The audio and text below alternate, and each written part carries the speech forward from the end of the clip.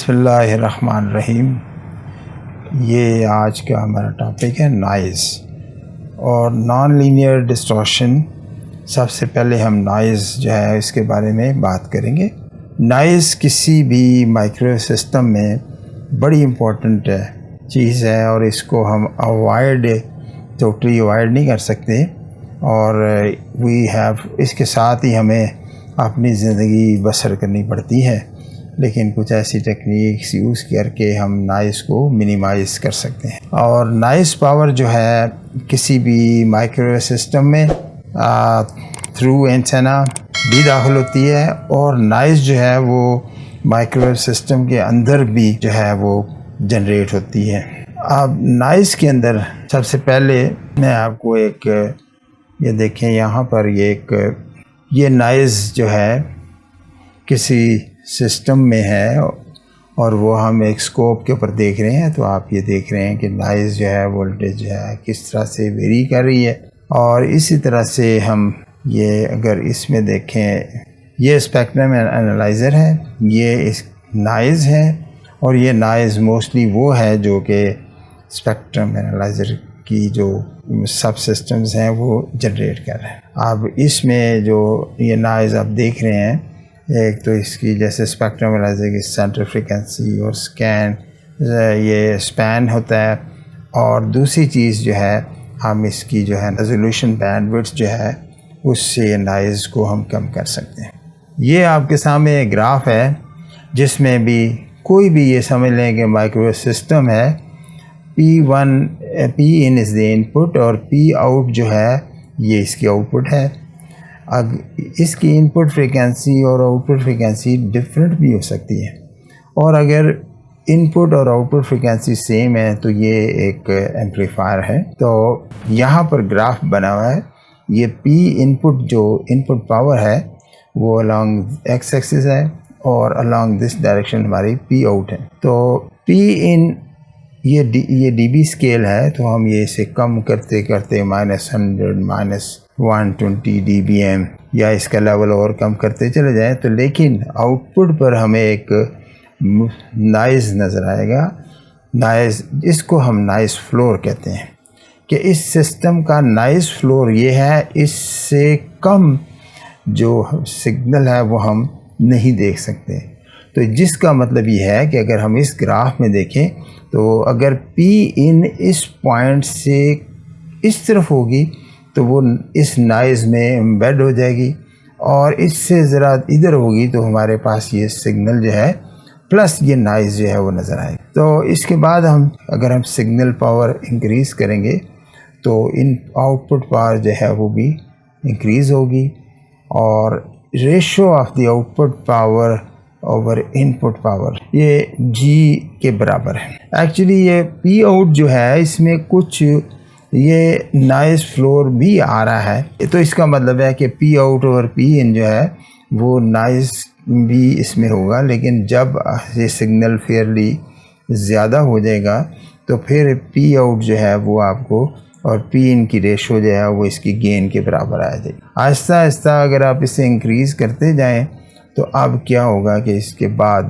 Input और output में variation जो है वो ये नॉन लीनियर रीजन में दाखिल हो रही है और कंप्रेशन शुरू हो रहा है, जिसका मतलब ये है कि जूं आप सिग्नल इंक्रीज़ करेंगे P आउट और P इन इस G की मुताबिक उसकी वेरिएशन नहीं होगी, बल्कि यह है कि इस पॉइंट पे लेट्स से P इन और P आउट की वैल्यू G के बराबर है, तो ये थोड़ा सा ऊपर जाने के बाद P इन और P आउट की वैल्यू जो है जो गेन आती है वो अब रिड्यूस होने लग जाएगी। तो हम एक डिफ़ाइन करते हैं कि एट ए सर्टेन लेवल जब P आउट और P इन की वैल्यू जो 1 dB लेस होगी देन G, तो वो पॉइंट जो है हमारा P1 dB पॉइंट हम डिफ़ाइन करते हैं। तो इसका मतलब ये है कि अगर इस सिस्टम को हम यूज़ करेंगे तो इसकी यूज़फुल रेंज जिसके अंदर इनपुट सिग्नल वेरी कर सकता है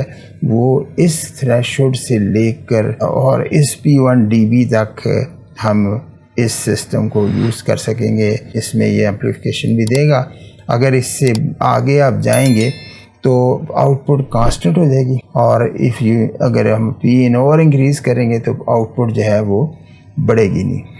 फिर उसके बाद ये जब इतनी पावर बढ़ जाएगी तो फेलियर मोड हो जाएगा, डिवाइस डैमेज। अब सोर्सेज ऑफ नॉइज़ जो है, सबसे पहले थर्मल नॉइज़ जो है ये बेसिक किसी भी कंडक्टर के अंदर कहते हैं कि उसके अंदर फ्री इलेक्ट्रॉन्स हैं, और वो फ्री इलेक्ट्रॉन्स जो हैं depending upon the temperature of the conductor वे एक दूसरे के साथ क्लाइड करते रहते हैं। उसकी वजह से अगर हम कंडक्टर के आउटपुट टर्मिनल्स पे कुछ लगाएं तो हमें कुछ नॉइज़ जो है वो मिलेगा कि इसके अंदर वो उस नॉइज़ को कहते हैं थर्मल नॉइज़।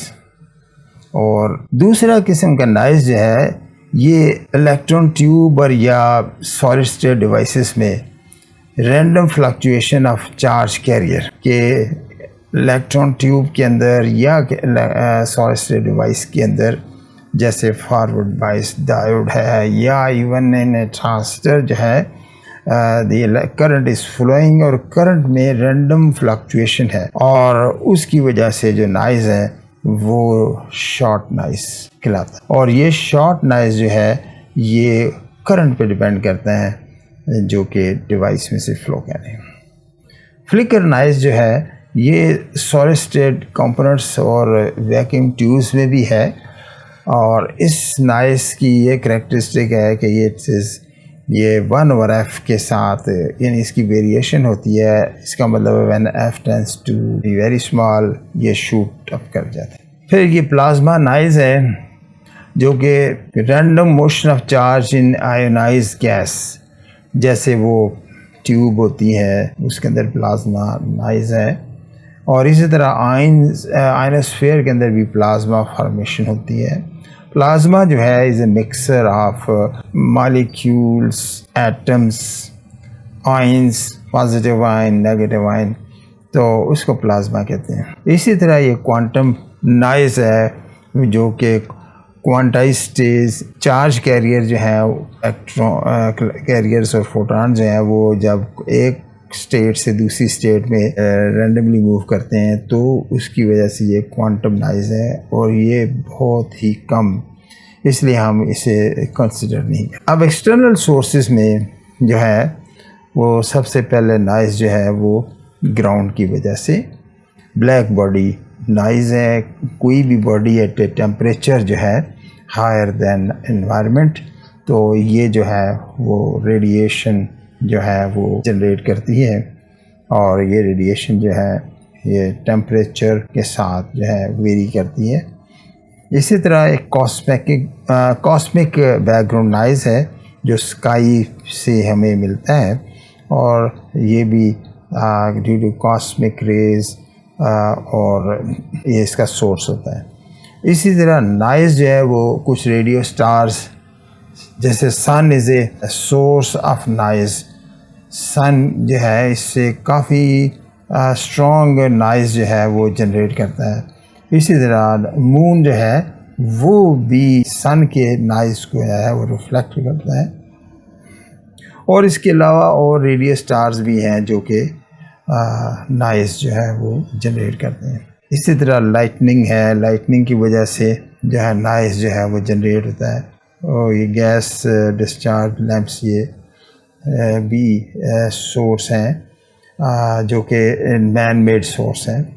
इसी तरह रेडियो, टीवी और सेलुलर स्टेशंस की वजह से नॉइज़ जनरेट इस तरह होता है कि आपका जो है इंटरफेरेंस मिलता है रेडियो, टीवी या सेलुलर स्टेशंस की वजह से आपके सिस्टम में, तो any interference other than your signal वो उसको भी हम नॉइज़ कंसिडर करते हैं। इसी तरह वायरल डिवाइसेस हैं, ये भी इस तरह माइक्रोवेव ओवन जो है ये भी काफ़ी नॉइज़ जनरेट करता है, और इसी तरह ये डिलिबरेट जैमिंग डिवाइसेस जो हैं ये भी नॉइज़ जनरेट करते हैं। नॉइज़ जो है स्पेक्ट्रल डेंसिटी अगर ये फ्लैट है तो हम इस नॉइज़ को वाइट नॉइज़ कहते हैं। थर्मल नॉइज़ जो है वो एक वाइट नॉइज़ है। Noise power and equivalent noise temperature, ये हमारे पास इक्वेशन है। Planck's black body radiation law. This is actually the voltage, noise voltage generated, और ये T टेम्परेचर है, और ये बाकी ये फ्रीक्वेंसी और ये बैंडविड्थ, ये एक्चुअली ये जो है ब्लैक बॉडी रेडिएशन लॉ है। और इस रेडिएशन लॉ के अंदर अगर फ्रीक्वेंसी जो है is in the microwave region 100 gigahertz हो, और एच की वैल्यू ये आपके सामने नज़र आ रही है। इसी तरह ये के बोल्ट्जमैन कांस्टेंट है, इसकी वैल्यू प्लग करें तो ये जो है इस एक्सप्रेशन को हम एक्सपैंड कर सकते हैं। ये एक्सपैंड करें तो एक्सपैंड करने के बाद इसमें एक्चुअली 2 टर्म्स रह जाती हैं सिर्फ, यानी e raised to power x is equal to 1 plus x, where x is very very small। तो फिर ये जो है वो -1 से कैंसिल होके, तो ये जो नॉइज़ वोल्टेज जनरेटेड बाय ये resistance at a temperature T is, ये हमारे सामने इज़ गिवन बाय, और ये नॉइज़ वोल्टेज है। अगर आप स्कोप पे देखें, अगर इन 2 टर्मिनल्स पे स्कोप लगा दें तो, और हमारा स्कोप भी ऐसा हो जो आइडियल स्कोप है कि नॉइज़ जनरेट नहीं कर रहा, और तो फिर ये हमारे पास जो है ना ये वेव फॉर्म आ जाएगी। ये वेव फॉर्म हमने इससे पहले जो है वो भी देखी है यहाँ पर इस ग्राफ के अंदर, कि ये नॉइज़ जो है ये स्कोप पे अगर आप देखें तो इस तरह से ये नॉइज़ नज़र आता है। अब ये एक इक्विवेलेंट सर्किट है of A noisy resistance. This is the noise voltage generated by the resistance, इसका थेवेनिन इक्विवेलेंट है। R इज़ नॉइज़लेस रेजिस्टेंस है, आइडियल रेजिस्टेंस है जो नॉइज़ जनरेट नहीं कर रही।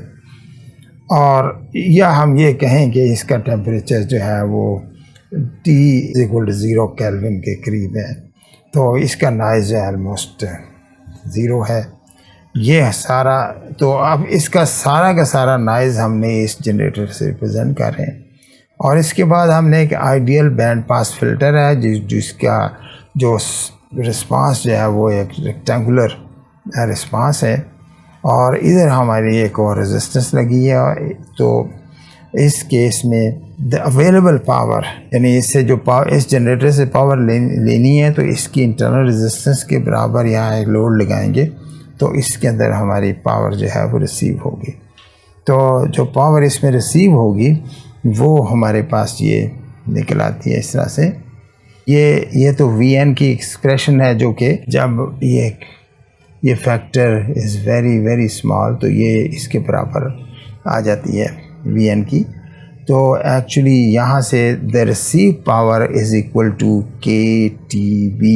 T is the temperature of the resistance, B bandwidth, तो ये हमारी रिसीव पावर आ जाएगी जो अवेलेबल पावर होगी इस रेजिस्टेंस से जो नॉइज़ जनरेट होगा उसकी वैल्यू। अगर हम बैंडविड्थ 0 कर देंगे, कम करते जाएंगे, तो नॉइज़ जो है वो कम होता जाएगा, और टेम्परेचर भी कम करेंगे तो नॉइज़ जो है वो बढ़ेगा, और अगर बैंडविड्थ बढ़ाएंगे तो हमारी नॉइज़ पावर जो है वो बढ़ेगी। अब एक नॉइज़ सोर्स जो है वो कैसे बनाया जाता है, तो उसके लिए हम एक रेजिस्टेंस का टेम्परेचर अगर इंक्रीज़ कर देंगे तो उसका नॉइज़ जो है वो लेवल बढ़ जाएगा। इसी तरह अगर टेम्परेचर रेजिस्टेंस का कम कर देंगे तो वो उसे हम उसे कोल्ड लोड कहते हैं।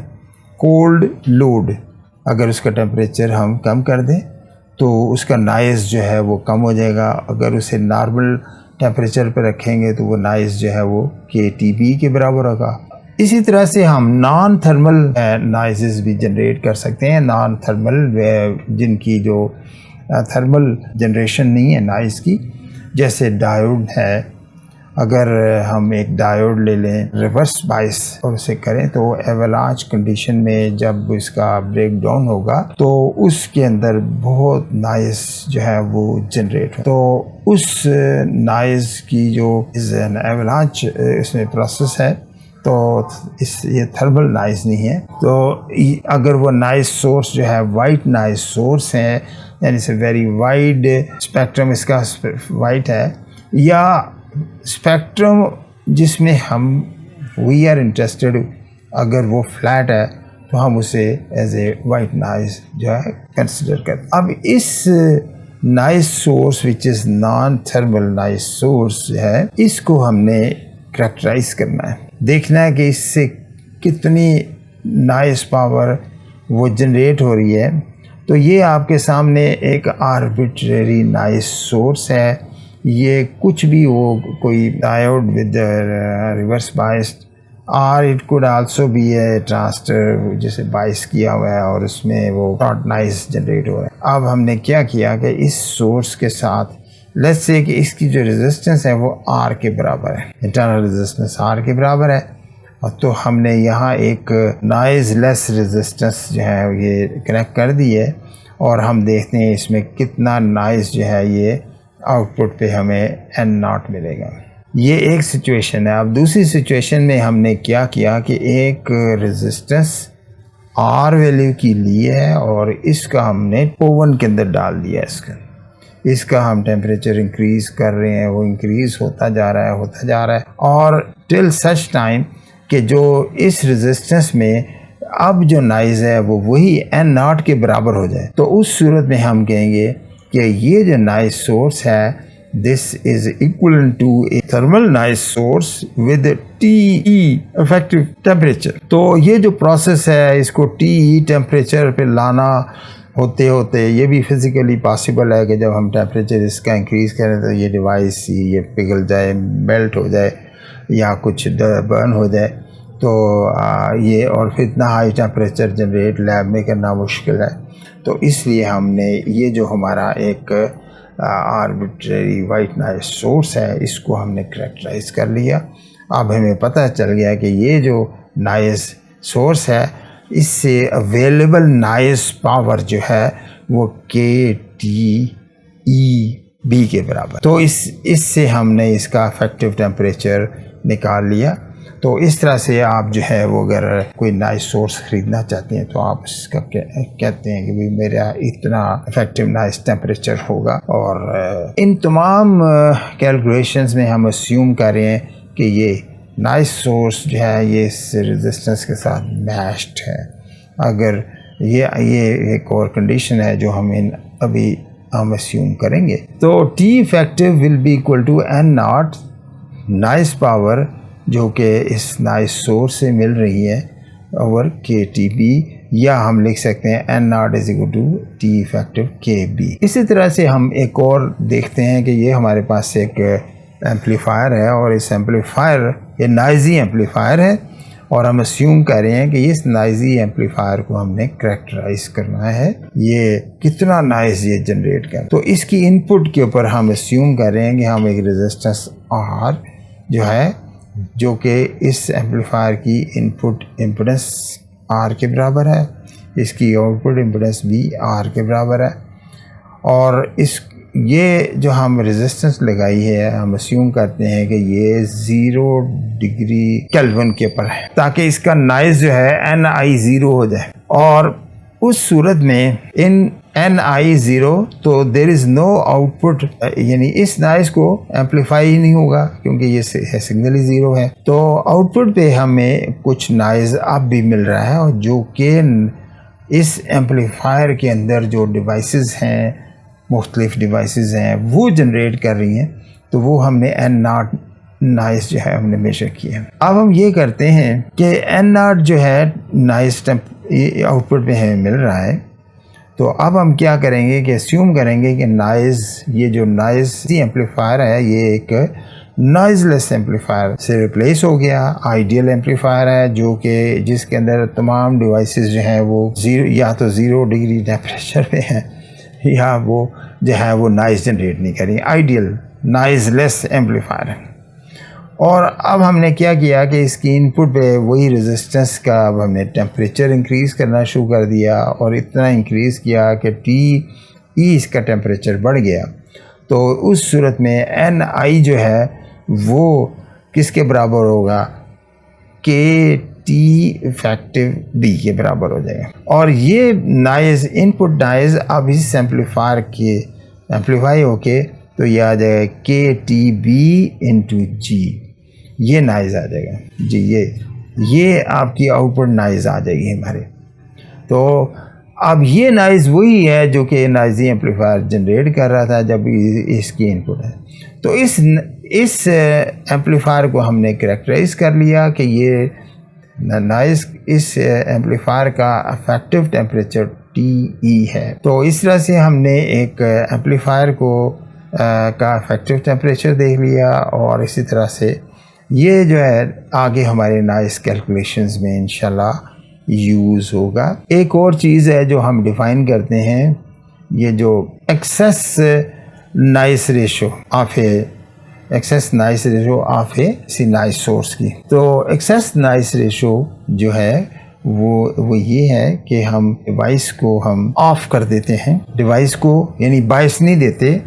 तो वो जो डिवाइस है या जो डायोड है या नॉइज़ सोर्स डायोड है, जब उसको पावर सप्लाई नहीं आप देंगे तो वो it will look like as a load equal to R। तो वो क्या नॉइज़ जनरेट करेगा, KTB, क्योंकि इसका टेम्परेचर T के बराबर है। अब हमने क्या किया कि अब उसका को सप्लाई लगाएंगे तो उसका नॉइज़ जो है वो बढ़ जाएगा। तो NG जो है, अब ये नॉइज़ वो डिवाइस जो है, नॉइज़ी डिवाइस जो है वो जनरेट करने लगेगी।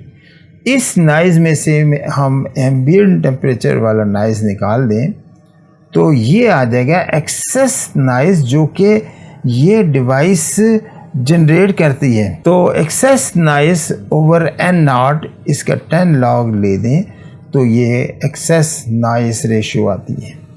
तो जब भी आप कोई नॉइज़ सोर्स ख़रीदें तो वो एक्सेस नॉइज़ रेशो के साथ वो मार्केट में मिलेगा आपको।